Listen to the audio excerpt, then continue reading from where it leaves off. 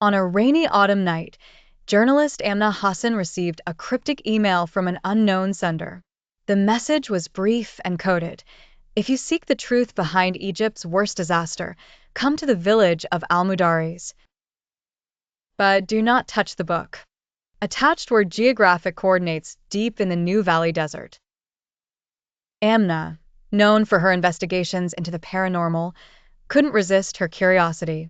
Despite warnings from her tech-savvy friend Karim, she packed a camera, voice recorder, and a powerful flashlight, embarking on a solitary journey. Hours later, under the moonlight, the ruins of a decimated village emerged like skeletal remains.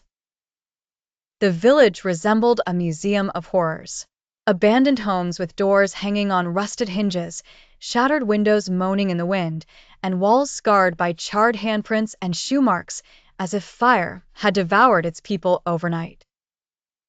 But the strangest sight was the book at the village square, a massive tome bound in black, wrinkled leather.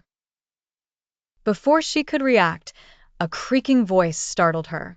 An ashen-faced old man with milky white eyes leaned on a cane behind her.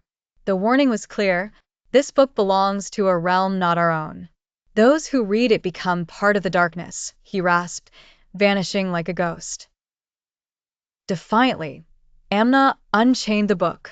As she touched its pages, black blood oozed from the cover. Doors around her burst open, and whispers in an inhuman language filled the air. The first page depicted a village engulfed in flames as shadowy creatures devoured its people. With every page, hallucinations intensified, shadows slithering beyond her flashlight's beam, children's cries beneath the earth, and the stench of burning flesh. Even Karim, whom she called in panic, warned her after hearing eerie noises on the line. Old reports say the village's population vanished in 1947 after unearthing a demonic book. By dawn, Amna had read half the book. Suddenly, the hieroglyphs twisted into a grotesque face screaming in an alien tongue.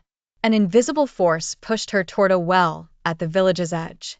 Inside, she found mummified corpses in centuries-old clothing, each clutching torn pages from the book.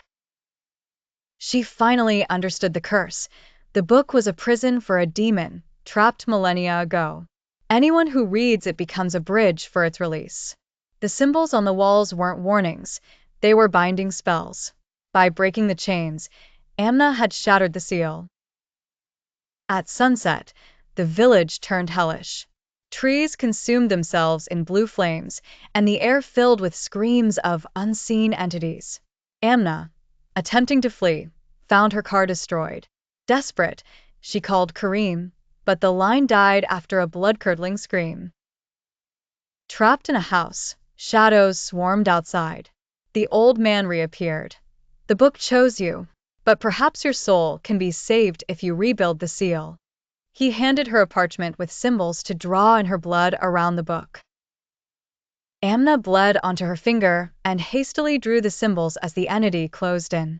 At the last moment, she hurled the book into the well with the torn pages. An earthquake erupted, and a pillar of fire consumed the village. She awoke in a hospital, a policeman explaining she'd been found unconscious. But the nightmare wasn't over. Nights later, shadows stalked her even in Cairo. One evening, she found a single page under her door, Karim's name written in blood. Calling him, a stranger answered. He died a week ago. His heart just stopped.